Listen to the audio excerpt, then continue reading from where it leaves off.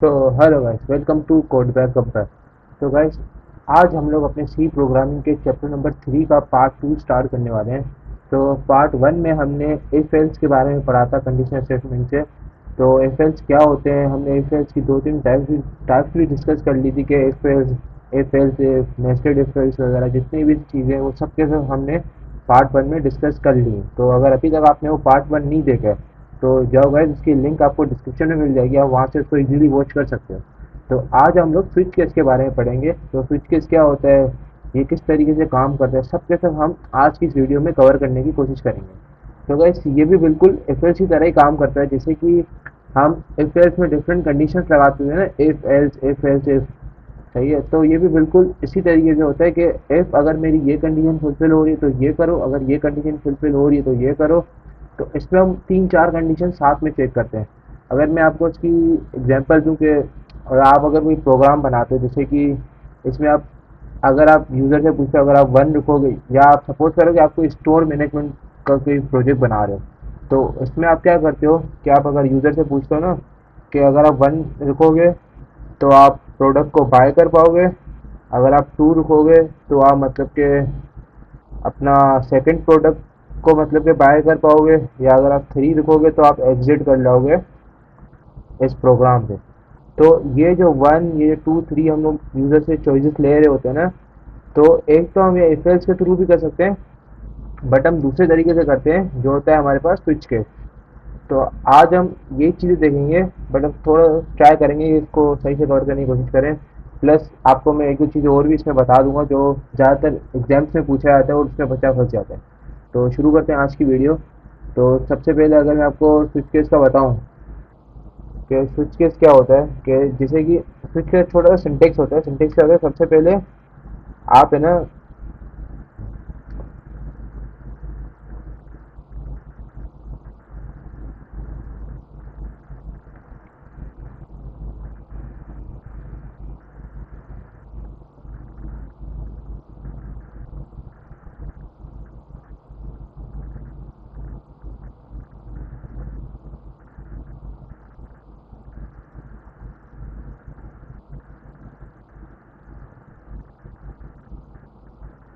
तो अगर मैं आपको स्विच केस का सिंटेक्स बताऊं कि भाई स्विच केस हम किस तरीके से लिख सकते हैं, तो सबसे पहले आप है ना यूज़र से कोई चॉइस लोगे। जैसे कि मैंने आपको बोला ना कि अगर आप यूज़र वन लिखता है तो आप उससे पूछोगे कि मत, अगर यूज़र वन लिखता है यानी प्रोडक्ट बाय करने के लिए वो वन लिखेगा, टू लिखेगा वो कोई सेकंड प्रोडक्ट बाय करना चाहता है, और अगर थ्री लिखता है तो इसका मतलब कि वो प्रोग्राम से एग्जिट करना चाहता है। सही है, तो यानी कि ये वन टू थ्री हम यूजर से ऑप्शन ले रहे हैं ना, ये हम किस में लेंगे, एक हम छोटा सा वेरिएबल बनाएंगे चॉइस नाम का, सी एच नाम का वेरिएबल बनेगा जिसकी डेटा क्या होगी, हमारी इंट होगी। इसमें यूजर हमें क्या दे रहा होगा, वन टू थ्री ऐसे नंबर दे रहा होगा।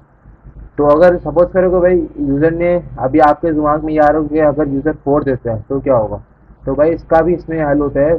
जैसे हम उसमें यूज़ कर रहे थे ना एल्स की कंडीशन में, अभी जैसे कि मैंने इससे पहले आपको बताया था, अगर ए देता है तो आप बनाना प्रिंट कर दो, बी देता है तो आप, अगर ए देता है तो एप्पल प्रिंट कर दो, बी देता है तो आप बनाना प्रिंट कर दो, और इसके अलावा कोई भी अगर करेक्टर देता है तो आप हेलो प्रिंट कर दो। तो ये जो कोई भी करेक्टर दे रहा था ना एल्स वाली कंडीशन में, हम इसमें भी एक होता है डिफ़ॉल्ट नाम की चीज़, सही है, तो हम वो यूज़ कर रहे होते हैं। तो अगर मैं आपको ये वन टू थ्री बताऊं तो यानी कि अब मेरे को पता है कि यूज़र मेरे को वन टू और थ्री चॉइस देगा।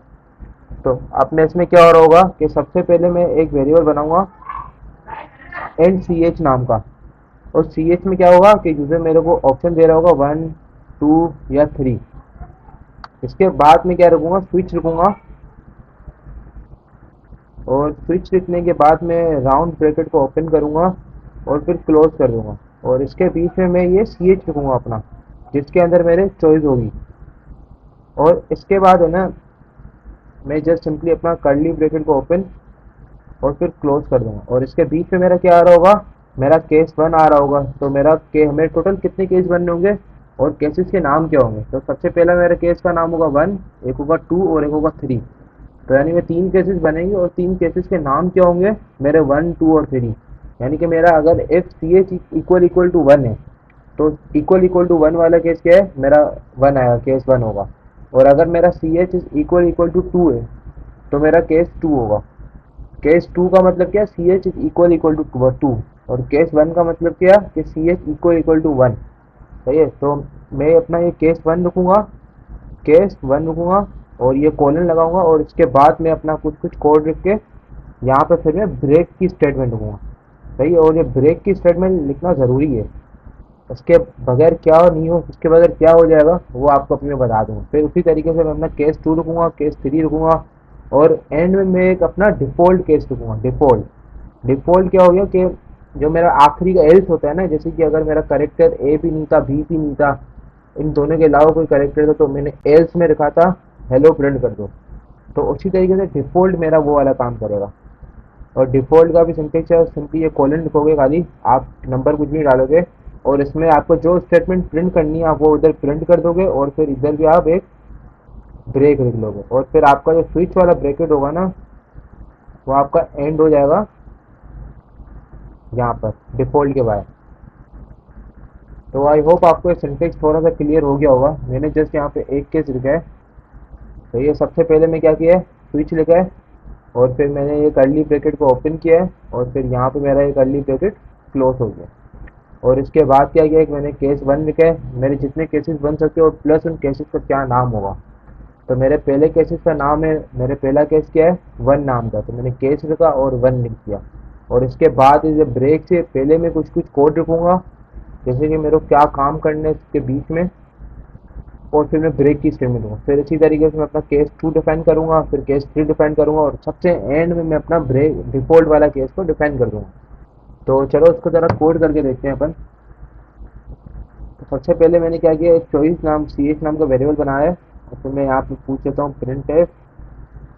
सही है, और फिर प्रिंट एफ करके मैंने लिखा है, अगर वो वन दिखता है तो उसको स्क्रीन पे हेलो प्रिंट हो जाएगा। और फिर अगर ये उसी तरीके से मैं दो तीन और लिख लेता हूँ, कंट्रोल सी करके, कंट्रोल बी। तो ये अगर वो वन लिखता है तो उसके बाद हेलो प्रिंट हो जाएगा, अगर वो टू लिखता है तो उसके बाद हेलो वर्ड प्रिंट हो जाएगा, और अगर वो थ्री लिखता है, थ्री लिखते हैं तो थ्री पे क्या होगा, उसके बाद गुड बाय प्रिंट हो जाएगा। सही, अगर इसके अलावा वो कोई और केस लिख लेगा, यानी फोर जीरो ऐसा कोई नंबर लिखेगा, तो उसके पास के बाद एरर का मैसेज में प्रिंट कर दूंगा। तो चलो उसका कोड, उसका मैं लिख लूँ। तो सबसे पहले मैं क्या रखूँगा, स्विच लिखूँगा। तो देखो मैंने जैसे स्विच लिखा ना, मेरा पूरा का पूरा ये बन के आ गया। ठीक है, तो मैं वैसे भी आपको बता देता हूँ, उसको मैं अभी हम हटा देते हैं, और मैं सिंपली यहाँ पे स्विच लिखा, और फिर ये ब्रैकेट को ओपन और क्लोज कर दिया, उसके बीच में मैंने सी एच लिख दिया। सही है, और फिर मैं यहाँ पे कर्ली ब्रैकेट को ओपन कर क्लोज करके, अब इसके बीच में मेरा केस वन क्या था, केस वन में क्या करना था मुझे, प्रिंट एफ करके मुझे क्या प्रिंट करना था, हेलो प्रिंट करना था। इसी तरीके से मैं इसके बाद यहाँ पे ब्रेक रुकूंगा, और फिर मेरा केस टू क्या था, केस टू में मुझे प्रिंट एफ करना था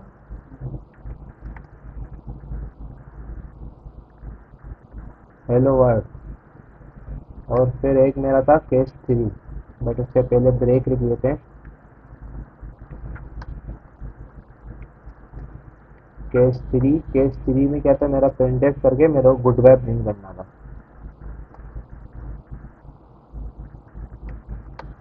और फिर यहाँ पे मैं ब्रेक लिखता हूँ, और इसके बाद मेरे को क्या करना है, एक डिफ़ॉल्ट केस बनाना है अपना।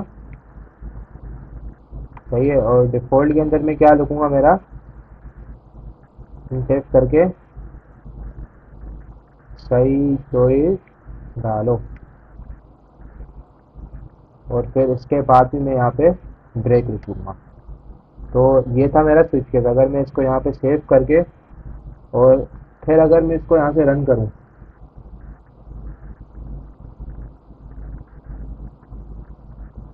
तो आया।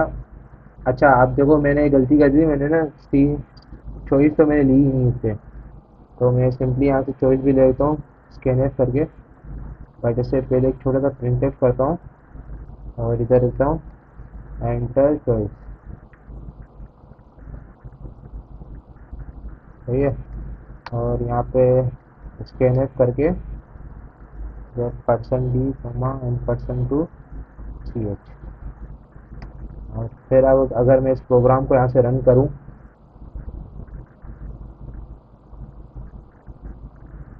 सही है, तो मैं तो चॉइस मांग रहा है, मैं डाल देता हूँ 3, तो मेरा गुड बाय प्रिंट हो गया।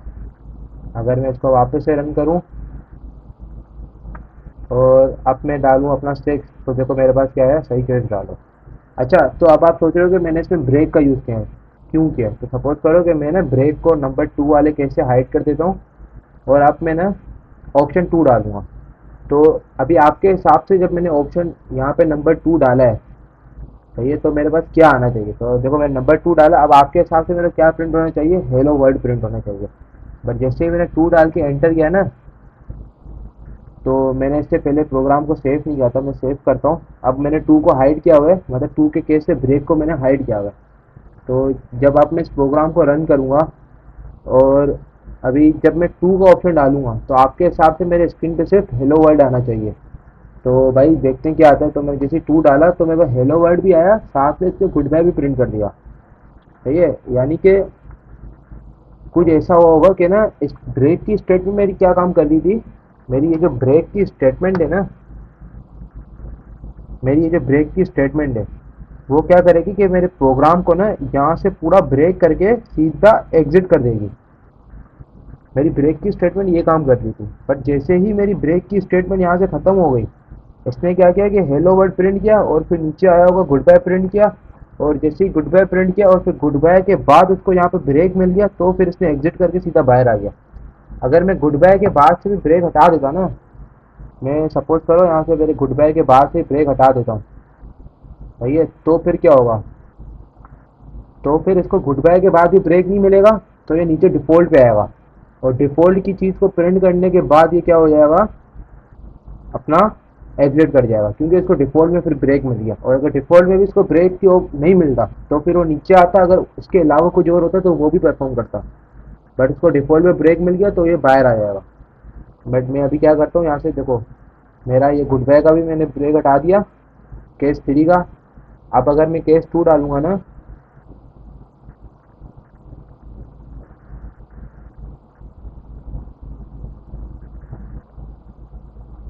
तो अब मैंने इसको रन किया, अब मैंने डाला 2, तो देखो इसने हेलो वर्ल्ड प्रिंट किया, गुड बाय प्रिंट किया और डिफ़ॉल्ट वाला भी इसने प्रिंट कर दिया। और फिर डिफ़ॉल्ट के बाद इसको ब्रेक मिला तो वो एग्जिट हो गया। तो यानी ये ब्रेक वाली स्टेटमेंट हमारी ये काम करती है कि हम चाहते हैं ना कि अगर ये कंडीशन फुलफिल हो जाए तो उसके बाद वो आगे कोई काम ना करे, वहीं से ही ब्रेक होके आगे बढ़ गया, नेक्स्ट स्टेप पे चलेगा। तो इसीलिए हम ये ब्रेक की स्टेटमेंट यूज़ करते हैं। और ये स्टेटमेंट हमें बहुत सी जगहों पे काम आती है। अगर लूप्स चला रहे हो और लूप्स में अगर आप चाहते हो कि मेरी सिर्फ लूप मेरा पूरा नहीं चले, जैसे ही मेरी कंडीशन फुलफिल हो जाए, मेरा एग्जिट हो जाए, तो उसमें हम ब्रेक की स्टेटमेंट यूज़ करते हैं, जो हम लूप्स में भी पढ़ेंगे। अच्छा, तो अब है ना, आपका इसमें छोटा सा घर वाला काम, घर के लिए होमवर्क दे देता हूँ। तो आपको क्या करना होगा, आप सपोज करो कि ना अभी आप ये कर रहे हो ना, इसी में आप नेस्टेड स्विच केस यूज़ करके दिखाओ मेरे को। आप नेस्टेड स्विच केस आप कैसे यूज़ करोगे, उसमें आपको ना, आपने सपोज करो एक स्विच केस बनाया, ये मेरा स्विच बना हुआ था, सही है। अब मैं चाहता हूँ कि ये जो मेरा केस 1 था ना, अगर यूज़र केस 1 जाता है, केस 1 डालता है, सही है, तो फिर आप केस 1 के अंदर है ना एक और स्विच केस लगाओ और उसके भी केसेस लगाओ, सही है। तो ये आपका छोटा सा घर का काम है और वो आप कर लो तो कमेंट में बता देना कि भाई मैंने ये काम कर दिया, सही है। तो हमारा स्विच केस बस इतना ही था। अब नेक्स्ट वीडियो हम ट्राई करेंगे कि इसके कुछ प्रैक्टिस क्वेश्चंस करें। तो अगर आपको ये वीडियो अच्छी लगी तो प्लीज़ इसको लाइक कर दें, शेयर कर दें अपने दोस्तों को, कमेंट करके बताएं कि नेक्स्ट वीडियो किस टॉपिक के ऊपर बनानी चाहिए, नेक्स्ट सीरीज़ किसके ऊपर बने। मिलते हैं अगली वीडियो में, जब तक के लिए अल्लाह हाफ़िज़।